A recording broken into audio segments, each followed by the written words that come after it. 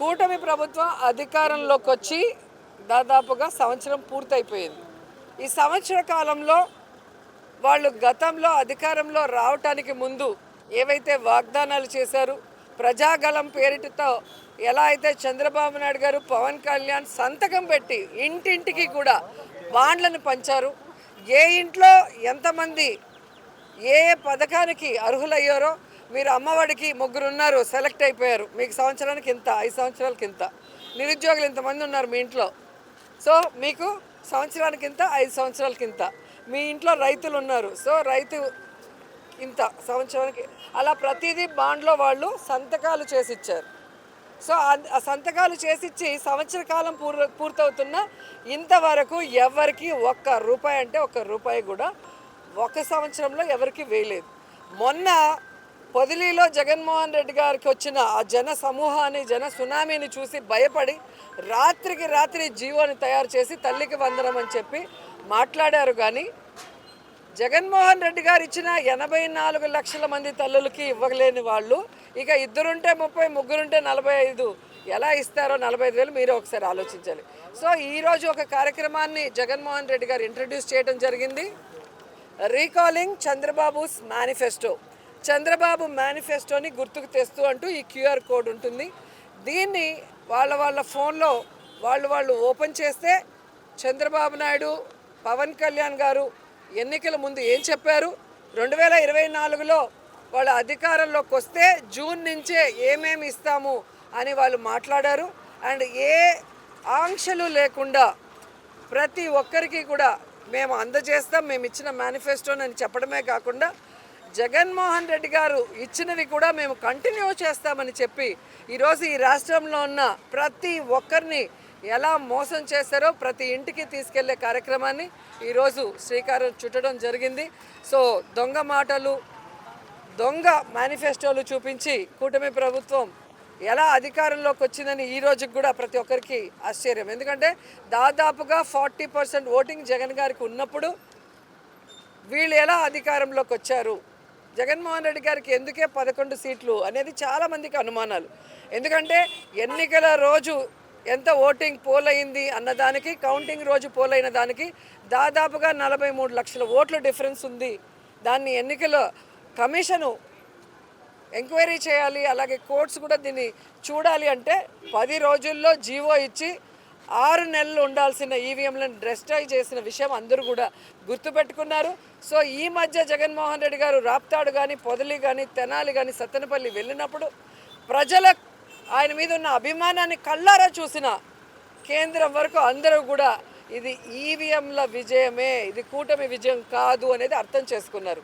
అందుకే ఈరోజు కూటమి ప్రభుత్వంలో ఉన్న వాళ్ళకి భయం వేసి జూన్ 18లో అది ప్రైవేట్ వెహికల్ కింద ఆయన పడ్డాడు, కానీ ఏమీ జరగలేదు.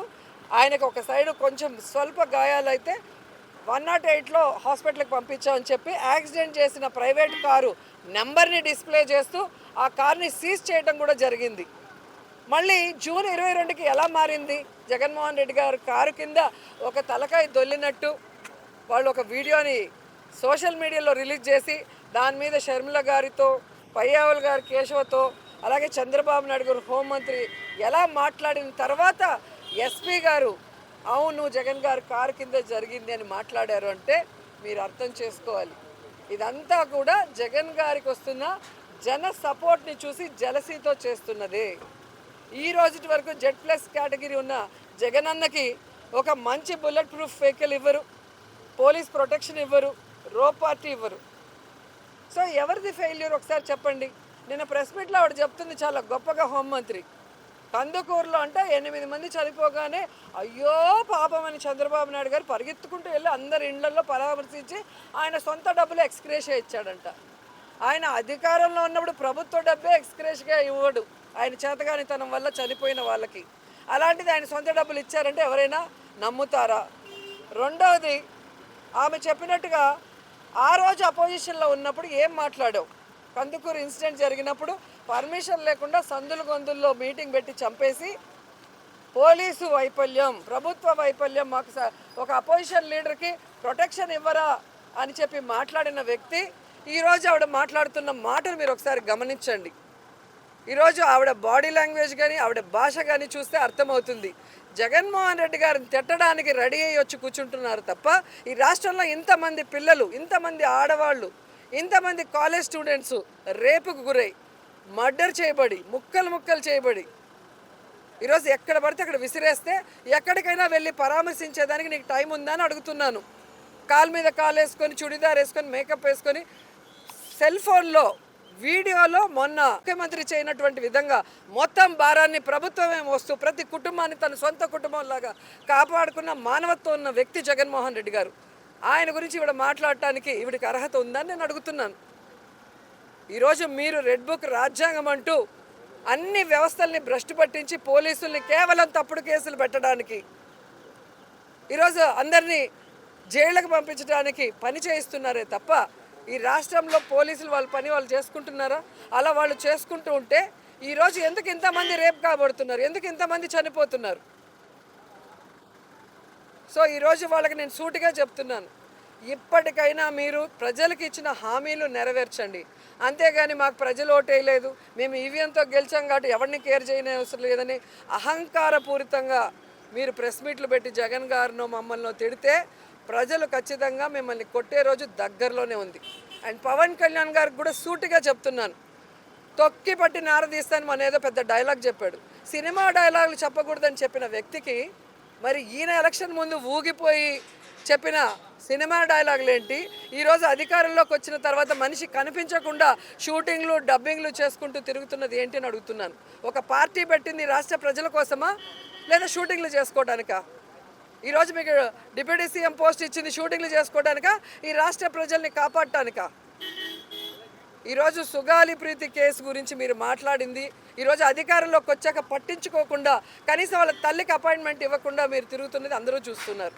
అలాగే ఈ రాష్ట్రంలో ఏ ఆడపిల్లకి అన్యాయం జరిగినా నేను తాట తీస్తా అన్నావు, కానీ ఇంతమంది రేపై చనిపోతున్నా ఒక్క రోజు నోరు తెరిచి మాట్లాడలేదు. కానీ జగన్ గారిని తిట్టడానికి మాత్రం మొదట వస్తావు. సో ఈ రాష్ట్రంలో ప్రజాగళం పేరుతో చంద్రబాబు నాయుడుతో కలిసి మీరు సంతకం చేసి ఈరోజు ఏవి ఇవ్వకుండా ఈ ప్రజల్ని మోసం చేసినందుకు, ఈ రాష్ట్రంలో ఆడపడుచులకి అండగా నిలబడకుండా వాళ్ళు చచ్చినా రేపు కాబడినా వాళ్ళకి ఇచ్చిన వెల్ఫేర్ స్కీమ్స్ ఇవ్వకుండా మోసం చేసిన గమ్మునున్నందుకు మిమ్మల్ని, చంద్రబాబు నాయుడిని, హోంమంత్రిని, లోకేష్ని రాష్ట్ర ప్రజలు తొక్కి పెట్టి నార తీస్తారన్న విషయాన్ని గుర్తుపెట్టుకోండి అని తెలియజేసుకుంటున్నాను. అదే కదా చెప్పాను. కేవలం జగన్మోహన్ రెడ్డి గారు ప్రజల్లోకి వెళితే దేశమంతా ఒక చర్చ జరుగుతోంది. ఈయన ఓడిపోలేదు, ఏ విధంగా ఈవీఎంని మ్యానిపులేట్ చేశారనేది చర్చ ప్రారంభమైంది. కాబట్టి జగన్ గారు మీటింగ్లకు రాకూడదు. సో గతంలో వెళ్ళిన ప్రతి మీటింగ్లో మీరు చూస్తే రాప్తాడ్లో కానీ, పొదిలీలో కానీ, తెనాలిలో కానీ, సత్తెనపల్లిలో నాయకుల మీద, ఇన్ఛార్జీల మీద కేసులు ఎలా పెట్టారో మీరు చూశారు. సో అవి కూడా దాటి ప్రజలు ఆయన మీద అభిమానంతో పరుగులు తీస్తుంటే ఇక లాస్ట్కి ఒక ఏఐ వీడియోని తీసుకొచ్చి కరెక్ట్గా తలకాయ ఆ టైంలో కారు కింద నలుగుతుందని ఎవరికి తెలుసండి? ఫ్రేమ్ అక్కడ పెట్టుకొని ఉన్నారు, ఇలా ఇలా రొటేట్ అవుతున్నట్టు. మరి ఆ ముందు వీడియో ఏది, ఆ తర్వాత వీడియో ఏది అని నేను అడుగుతున్నాను. మరి అన్ని ఛానల్స్లో ఆ వ్యక్తులు స్వల్ప గాయాలతో లేచి కూర్చొని తర్వాత అంబులెన్స్ ఎక్కెళ్ళింది ఉంది కదా, మరి అంబులెన్స్ ఎక్కిన వ్యక్తి చనిపోయాడంటే ఎవరు చంపారు?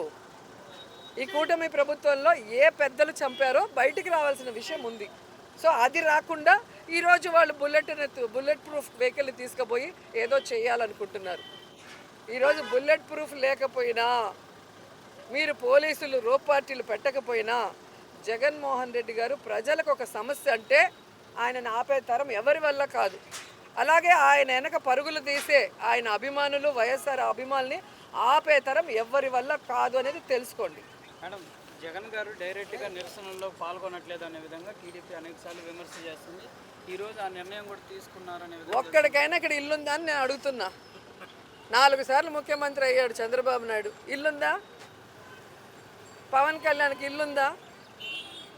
ఏ లీడర్కి ఉంది చెప్పండి? షర్మిలమ్మకి ఇక్కడ ఇల్లుందా?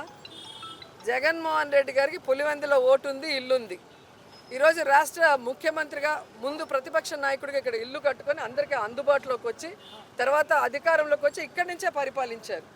ఈరోజు ఒక్క రోజు 2 రోజులో బెంగళూరుకి పోతే బెంగళూరుకి వెళ్ళిపోయాడు అని మాట్లాడతారే.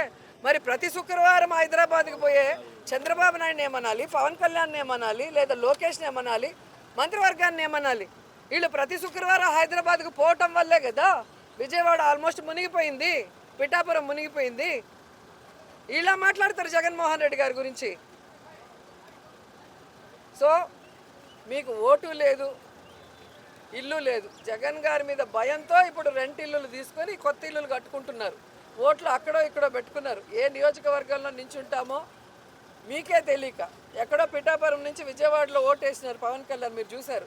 అంతకుముందు ఎక్కడ వేస్తారో చూడండి. చంద్రబాబు నాయుడు 4 సంవత్సరాలుగా ఎక్కడ వేస్తున్నాడో చూడండి.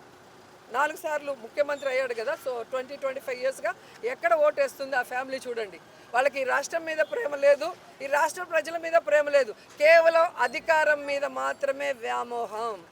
ఒక్క జగనన్నకి, వైఎస్ఆర్ గారికి మాత్రమే రాష్ట్ర ప్రజల మీద గౌరవం, ప్రేమ, వాళ్ళకి మంచి చేయాలన్న ఆలోచన ఉంది. కాబట్టే వాళ్ళ ఓటు కడపలో ఉంది, వాళ్ళ ఇల్లు కడపలో ఉంది. అది చాలు కదా.